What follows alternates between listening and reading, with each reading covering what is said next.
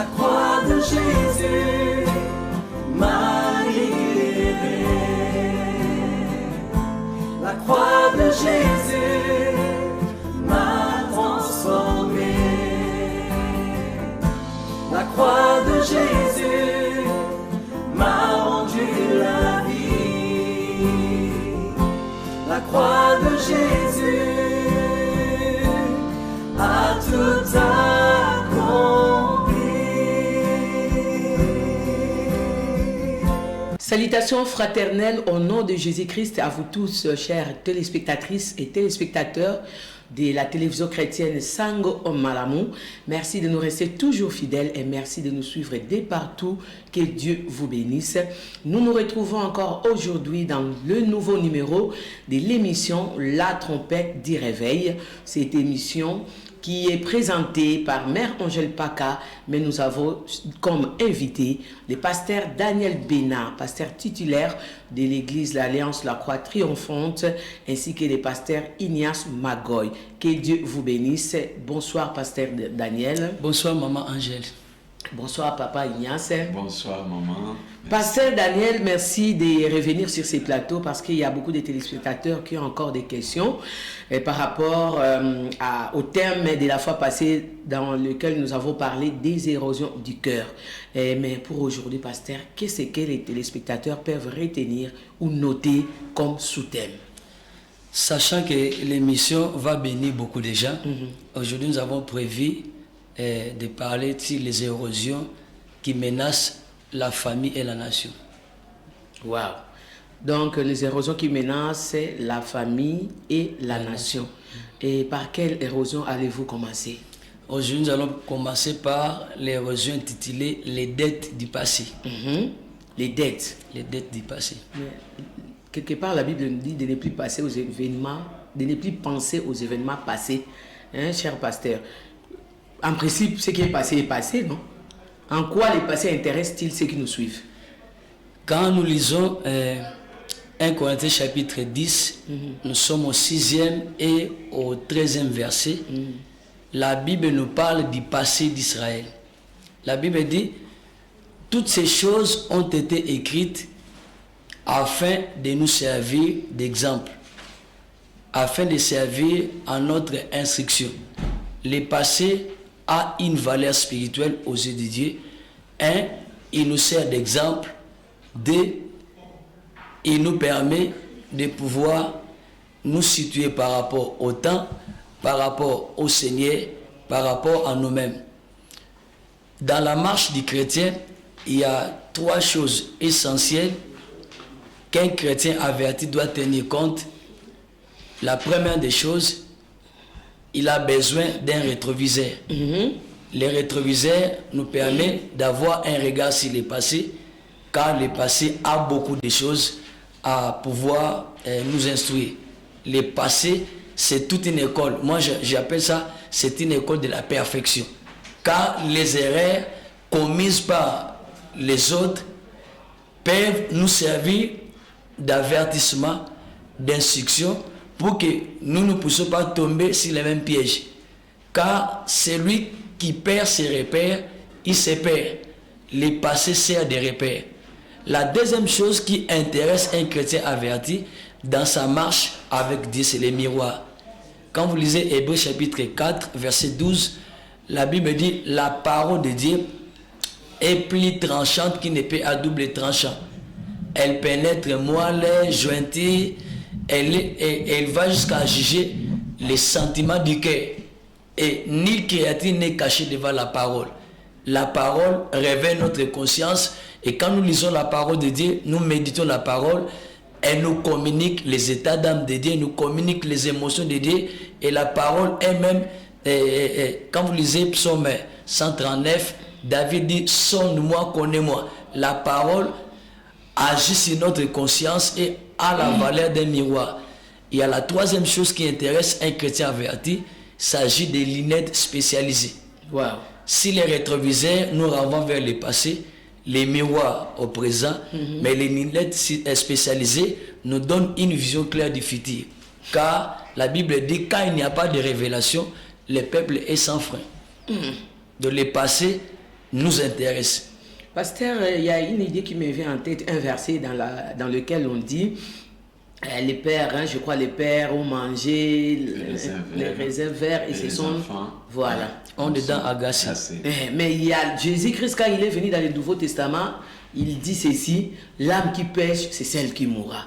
En quoi le passé là intéresse la génération passée et la génération future? Je pense trouver toutes les réponses à ces questions dans la Bible. Wow. Nous sommes dans 2 Samuel chapitre 21, parce que c'est une émission, la trompette du réveil est une émission où nous interrogeons la Bible. Nous répondons en fonction de ce que la Bible nous donne comme réponse. 2 Samuel chapitre 21, les 14 premiers versets, ça parle du régime de David. La Bible dit, au temps de David, il y a une famille qui dira 3 ans. Alors David, comme un dirigeant averti, la Bible dit, consulta l'Éternel. Quand vous lisez Psaume 33, verset 12, la Bible dit, heureuse la nation de l'Éternel et les dieux. Et moi je dirais, heureux les dirigeants qui consultent le Seigneur pour pouvoir recevoir ses volontés, recevoir tous les éclaircissements possibles par rapport à leurs problèmes. Alors David a constaté quelque chose d'anormal. Une famille qui dit 3 ans.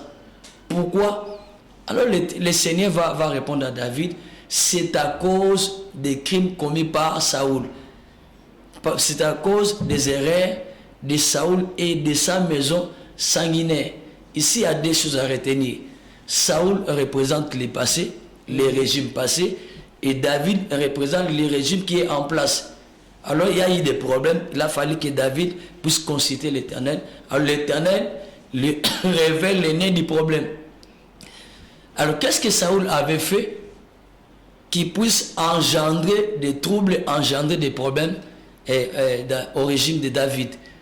Du temps de Saoul, il y a un peuple appelé les Gabaonites.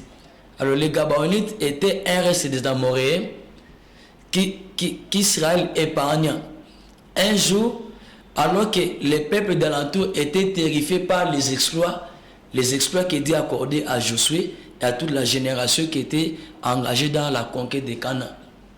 Les Gabaonites ont fait semblant d'être un peuple qui était venu de très loin pour venir faire la paix avec Israël. Ils se sont présentés devant Josué en lui disant, voici, nous venons de très loin, la preuve en est que les pains sont usés, les habits que nous avons sont usés. Nous avons entendu parler de la puissance de votre idée et nous voulons que vous et nous puissions conclure une alliance. Or, c'était un peuple d'alentour. Et quand Josué s'est rendu compte qu'ils étaient trompés par les Gabaonites, alors ces gens furent soumis à un tribu et ils devinrent leurs serviteurs. Maintenant, Saoul, dans son zèle pour Israël, a voulu exterminer les Gabaonites. Alors, en ces jours-là, il avait massacré quelques-uns d'entre eux. C'était du sang innocent versé dans un moment de paix. Vous savez que là où il y a des dettes, il y a toujours réclamation. Quand vous lisez 2 Rois chapitre 4, il y avait dans une famille d'un serviteur de Dieu, un prophète qui avait servi l'Éternel avec crainte et tremblement. Après le matanga, la Bible dit les créanciers s'est présenté pour réclamer une dette. Votre papa a laissé des dettes, alors comme il n'a pas payé ça, moi je vais prendre à la place de l'argent qui n'a pas été payé, je voudrais prendre les enfants. Donc là où il y a des dettes, il y a réclamation. Alors les Gabaonites ont réclamé réparation. Puisque cet homme a voulu nous exterminer dans son zèle pour Israël, envers les enfants d'Israël, alors nous voulons réparation.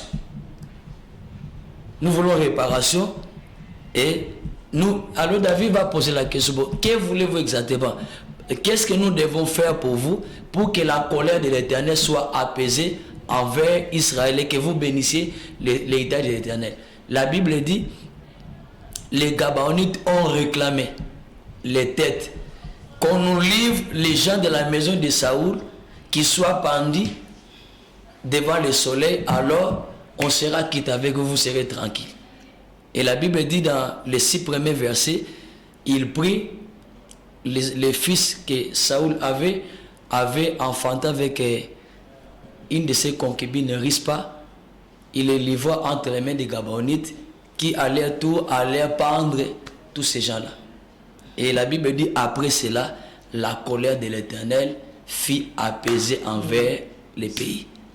Cet enseignement concerne les familles, ça concerne la RDC, car il y a des choses, énormément de choses qu'il faut réparer par rapport à ça.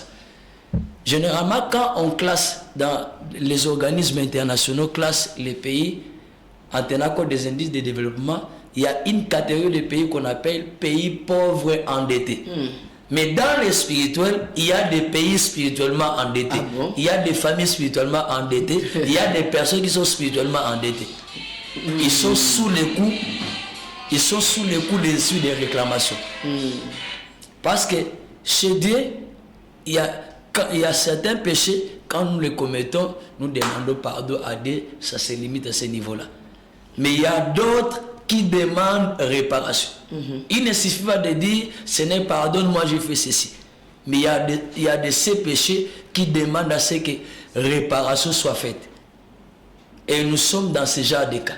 La RDC, spirituellement, a des choses qu'elle doit réparer. Les familles qui nous suivent, il y a certaines familles, pas toutes, qui ont des choses qu'elles doivent réparer. Car il y a des familles qui sont spirituellement endettées. Je vais vous aider pour avoir beaucoup plus de lumière dans le livre de 2 Rois chapitre 2, verset 19 à 22. Ça parle de la ville de Jéricho. La ville de Jéricho, à voir l'aspect extérieur, c'était une ville qui avait un bon emplacement et puis qui présentait des conditions pour le commerce et les affaires. Mais les habitants du pays ont discerné des érosions. Il y avait des érosions qui rongeaient la ville de Jéricho. La première, ils sont allés voir le prophète Élie en disant, voyez, comme le voit mon Seigneur, la ville est bonne, apparemment bonne, mais le pays est stérile. Et puis les eaux sont mauvaises, il y a la mort qui circule. Alors, le prophète Élisée va demander aux habitants de Jéricho de lui apporter un plat neuf avec du sel. Il les invite à aller à la source. Un problème qui n'est pas attaqué à la source restera un problème, un fardeau pesant. Mais quelle est la racine du problème de Jéricho? Nous sommes dans Josué chapitre 6. Les jours où la muraille de Jéricho va tomber, où la ville sera pillée par les enfants d'Israël, la Bible dit au verset 23, verset 24, Josué prononça une malédiction contre la ville de Jéricho. Il va dire ceci: maudit soit devant l'Éternel quiconque s'élèvera pour rebâtir cette ville. Il en posera le fondement au prix de son fils aîné. Et il en fera l'inauguration, où il ouvrira les portes de cette ville-là au prix de son fils cadet. C'est ce qui arriva au temps du roi Akab. Certains péchés condamnent la terre. Non seulement condamnent la terre, ça condamne même les habitants. Et la terre a réagi en vomissant même les habitants qui ont commis des crimes. La RDC, c'est un pays qui boit le sang au jour le jour. Il y a beaucoup de familles qui sont sous le poids de Makere Mabutu, qui sont réclamées. Parce que, pasteur, s'il vous plaît, excusez-moi, il y a des familles où chaque mois de juillet, chaque mois de décembre, peut-être, ils ont un mort, un décès. Et en posant des questions, tu verras que la grand-mère est décédée de cette façon, la maman, l'oncle ou le petit-fils est décédé. Ils meurent tous d'une mort là un peu mystique, mystérieuse ou bizarre. C'est en rapport avec l'idée dépassée. Parce qu'on dit souvent en français, il n'y a pas de fumée sans feu. C'est qu'au départ, quelque part, il y a un feu qui a été allumé et puis vous avez les effets. Alors nous revenons sur les habitants de Jéricho. Josué va prononcer une malédiction. Maudit soit quiconque, parce que c'était un jugement de l'Éternel. La ville a été renversée. C'était parmi la liste des villes dont les habitants devaient être rasés de la surface du sol à cause des abominations commises. Maintenant, au temps du roi Akab, il y eut un certain homme du nom de Hiel. Il était un ressortissant de Bethel. Il vint pour rebâtir la ville. Les premiers jours, on va poser les fondations. Son fils premier-né va mourir.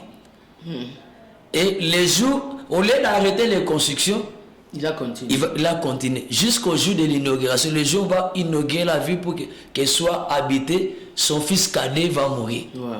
Là, nous sommes dans un milieu qui est assis sur de mauvaises fondations. Les 100 versets. C'était, premièrement, la malédiction prononcée par Josué. Deuxièmement, les 100 versets. La ville était bâtie sur une mauvaise fondation. Sur des fondations renversées. C'est pourquoi la Bible dit dans Psaume 31, verset 11, quand les fondements sont renversés, les justes que ferait-il? L'idolâtrie fait partie des fondements renversés. Les 100 versets fait partie des fondements renversés. La sorcellerie et les alliances de perdition font partie des fondements renversés.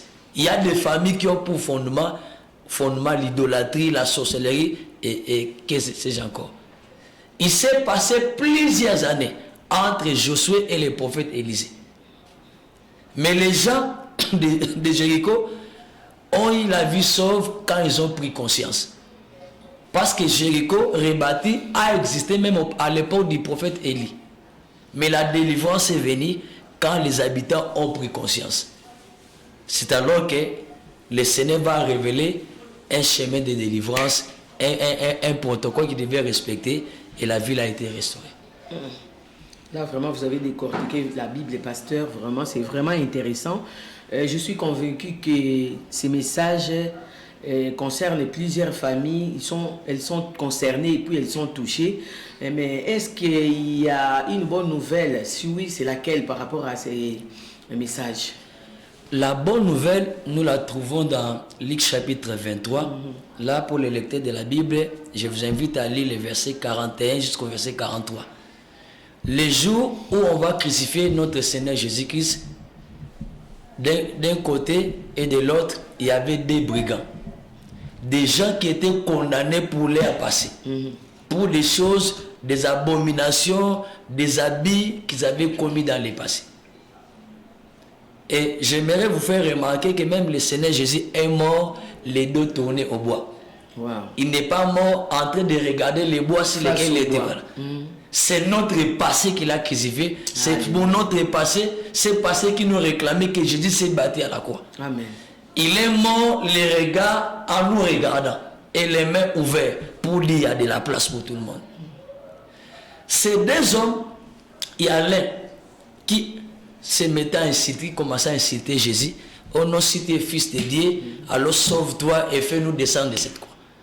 L'autre est conscient de sa responsabilité.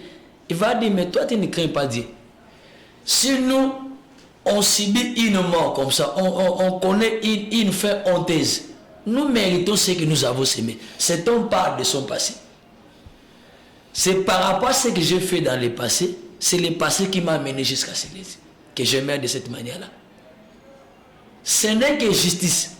Mais lui n'a rien fait. Un innocent. Et se tournant vers Jésus va dire, Seigneur, souviens-toi de moi quand tu viendras dans ton règne. Quand vous allez en justice, il y a ce qu'on appelle la grâce présidentielle. Pour un condamné qui a été, pour une personne qui a été jugée, condamnée à 20 ans de prison, il y a possibilité qu'il bénéficie d'une mesure de grâce accordée par le président. D'ailleurs, on en a vu plusieurs fois dans notre pays. Mais j'aimerais vous dire qu'en rapport avec la grâce présidentielle, la grâce du président a des limites. À supposer vous êtes condamné par un tribunal des États-Unis. Le président Félix ne paiera rien par rapport à la justice des États-Unis. Ou bien c'est la justice de la France qui vous condamne à 20 ans de prison. Malgré la bonne volonté qui peut manifester, la compassion qu'il peut avoir envers vous, lui il est limité, il est énorme. Voilà. Mais au ciel, nous connaissons un président qui est le président des présidents. Amen. Qui peut gracier un malfaiteur, celui qui a endeuillé des familles, il peut les gracier. Car la parole du roi a force de loi. Pour lui, quand il parle, c'est tout le monde qui doit exécuter. Et si je parle de la personne de Jésus, les brigands étaient à quelques pas de l'enfer. Et le diable déjà s'est frotté les mains pour dire, aujourd'hui encore une âme de plus en enfer. Mais à la dernière minute, il y a une équipe même à Kinshasa qu'on a surnommé Nzombo le soir. Ça s'en fout. Mais au ciel, il y a un Nzombo le soir de Dieu. La grâce royale. Jésus lui dit, aujourd'hui, tu seras avec moi dans le paradis. Quand la grâce royale vous touche, elle est capable de changer la trajectoire de votre destinée. Les prophéties de la mort peuvent être converties en prophéties de la résurrection. Et cet homme a été sauvé de justesse, touché par la grâce. Là où la loi, les réclamations frappent, il suffit que vous touchiez à la grâce. Les réclamations, les interdits tombent. Car la grâce est au-dessus des réclamations, au-dessus de la sorcellerie. La grâce, par excellence, c'est Jésus qui c'est lui-même. La Bible dit dans Tite chapitre 2, verset 11, car la grâce de Dieu, source du salut pour tous les hommes, a été manifestée. Jésus qui c'est la grâce manifestée, qui peut gracier, sauver un péché. Même les plus grands péchés du monde, c'est lui qui est champion du monde en péché. Dieu peut lui faire grâce. Amen. Merci beaucoup, Pasteur Daniel. Chers téléspectatrices et téléspectateurs, nous rappelons que vous suivez l'émission La Trompette du Réveil avec le pasteur Daniel Bénin. Pasteur, de mes propres oreilles, moi-même j'ai entendu un pasteur prêcher dans l'église, s'il vous plaît. Vous pouvez pécher comme vous voulez parce que la grâce de Dieu est là. La grâce de Dieu surabonde. Quelle lecture faites-vous par rapport à cette prédication? C'est une grave déviation. Je pense en rapport avec la Bible. C'est un domaine où on ne peut pas, on doit éviter des sentiments, c'est la Bible. Le monde dans lequel nous vivons, s'il y a des troubles, la chute de l'homme a été causée par la fausse interprétation des Écritures. Exactement. Le diable a présenté au couple Adam un évangile tronqué. Dieu a-t-il réellement dit, il va leur présenter un Dieu jaloux de leur... Et pourtant, ces gens étaient si naturellement puissants. Mais il va leur dire, vous voyez, Dieu sait que le jour où vous allez manger de ces fruits, vous allez devenir comme lui. Donc, il va leur présenter un Dieu jaloux. Alors que la Bible dit, ton Dieu ordonne que tu sois puissant. La mauvaise interprétation des Écritures a plongé l'humanité dans le chaos. Si bien que Adam, qui était le représentant de la création, a péché, et par son péché, la mort s'est étendue sur tous les hommes. Quand vous revenez sur Tite chapitre 2, verset 11, on nous parle de ce que la grâce nous enseigne. La grâce ne signifie pas tolérance du péché. Au contraire, une personne touchée par la grâce doit cesser de pécher. La Bible dit, elle nous enseigne à nous abstenir des convoitises de ceci. Donc le pasteur disant, vous pouvez pécher parce que la grâce est là, c'est un évangile qui prépare les gens pour l'enfer. Ça n'a rien à voir avec l'enseignement de la grâce. Merci, exactement. Nous tournons notre regard vers papa, le pasteur Ignace. Pasteur, pouvez-vous rappeler aux téléspectateurs le programme des cultes de l'église La Croix Triomphante? Bien, merci. L'église La Croix Triomphante, l'église d'Alliance La Croix Triomphante, se situe sur l'avenue Mouenka numéro 31. Vous prenez la référence de Lalou en comptant 6 avenues. 6 avenues et la 6e avenue à gauche. C'est là où nous sommes. Le programme est établi de manière suite. Chaque mardi, à partir de 17h à 19h30, nous avons un culte d'intercession de famille. C'est là où vous nous traitons le problème de famille, des prières pour intercéder en faveur de famille. Le jeudi, plutôt, c'est là où nous avons notre culte de combat, culte de délivrance. Et ici, nous traitons des cas résistants, toujours à la même heure, 17h, 19h30.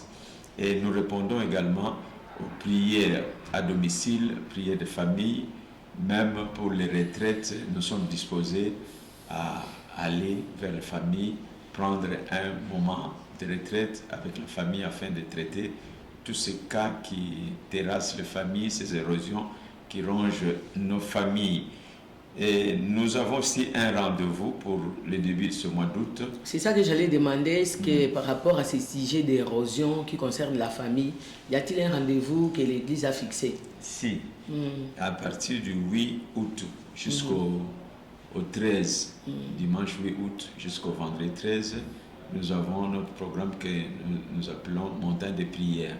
Montagne de prière, c'est en fait un séminaire d'enseignement et de prières intenses. C'est là où nous entrons en profondeur sur les services de délivrance. Nous suivons les cas de délivrance et ce sont des enseignements qui prennent pratiquement tous les jours de la semaine. Ici, c'est un programme un peu spécial. Nous le faisons à la nouvelle lune et à la pleine lune de chaque mois. Donc, nous avons ces rendez-vous-là et elles prendront cours le 8 août pour terminer le vendredi 13 août, toujours dans l'enceinte de l'église, la Croix Triomphante. Merci beaucoup, Papa Ignace. Nous revenons au pasteur Daniel. Pasteur, comment les téléspectateurs qui ont suivi ces beaux et grands sujets peuvent-ils vous joindre? Parce que nous allons presque à la fin de notre voilà, pour tous ceux qui désirent nous joindre, et n'ont qu'à appeler au numéro 081 853 98 18 081 853 98 18. Tout comme vous pouvez aussi suivre cette série d'enseignements sur YouTube, vous tapez Église La Croix Triomphante TV et vous avez la série des émissions sur les érosions. Et vous avez encore, je crois que le sujet a béni beaucoup de téléspectateurs. Vous avez encore beaucoup de choses à dire par rapport à ces sujets qui concernent les érosions. Est-ce que, si ce n'est pas un secret, pouvez-vous déjà nous donner les sous-thèmes, si possible, de notre prochain numéro et votre mot de fin? Au cours de notre prochain numéro, nous allons parler sur les érosions dans les parcelles. Waouh! S'il y a des parcelles poubelles, il y a des parcelles. Des parcelles qui sont des lieux de tourment et il y a énormément de choses à dire autour des parcelles. Autour des parcelles. Et les thèmes que nous sommes en train d'aborder concernent toutes les couches sociales. Nous commençons par la famille, qui est la cellule de base. Nous remontons jusqu'au sommet de la nation. C'est un thème qui intéresse tout le monde dans tous les aspects de la vie. Raison pour laquelle vous qui êtes intéressés, vous qui avez été touchés par ces messages, vous n'avez pas à désespérer. La Bible dit un lion vivant vaut mieux, un chien vivant vaut mieux qu'un lion mort. Et avec Jésus, ce n'est pas encore trop tard. Il suffit de saisir l'opportunité que le Seigneur est tenté de vous présenter aujourd'hui. Contactez-nous, nous sommes prêts à vous accompagner par rapport à l'aspect du problème pour lequel vous êtes concerné personnellement. Et puis l'église La Croix Triomphante, pour les gens qui venaient de nous rejoindre en cours d'émission, c'est cette église-là qui était dirigée par les visionnaires prophètes Jean Tambi, que les gens appelaient affectivement, surtout dans les milieux sepco, Papa Tambi, de celui les visionnaires que le Seigneur a rappelé dans la gloire. Et nous sommes là dans la logique de la continuité de la vision que le prophète Jean Tambi a laissé. Mais il y a quelque chose qui intéresserait nos téléspectateurs, c'est que l'Église a engagé une opération appelée opération achat parcelle. Nous sommes locataires là, nous louons, mais nous avons depuis un certain temps, le Seigneur nous a mis à cœur de pouvoir organiser cette opération de collecte de fonds pour l'achat de la parcelle là où l'église se trouve installée. Je pense que votre contribution, que vous soyez à l'étranger ou au pays, sera la bienvenue. C'est ça, tel était notre mot de la fin. Merci beaucoup, Pasteur Daniel Bena et Pasteur Ignace Magoy, tous deux de l'église d'Alliance La Croix Triomphante. Ils étaient là pour répondre à vos questions parce que nous avons des érosions dans nos familles, dans notre nation, dans nos parcelles, dans l'église et parfois nous ignorons. Merci d'être venu, pasteur. Nous allons continuer la fois prochaine et nous remercions l'équipe technique qui nous accompagne toujours, Olright Senga, Denis Maboukoulou, J.D. Lukaou ainsi que John Greg Mampouya et les autres, mais à vous tous aussi, chers téléspectatrices et téléspectateurs. Merci de votre fidélité sur la télévision chrétienne Sango Malamu. Si Jésus-Christ ne rentre pas nous chercher, nous allons nous retrouver les mercredis et les vendredis prochains. Restez branchés sur nos antennes et que Dieu vous accompagne. Soyez prudents et que Dieu vous bénisse. Au revoir. La croix de Jésus m'a libéré. La croix de Jésus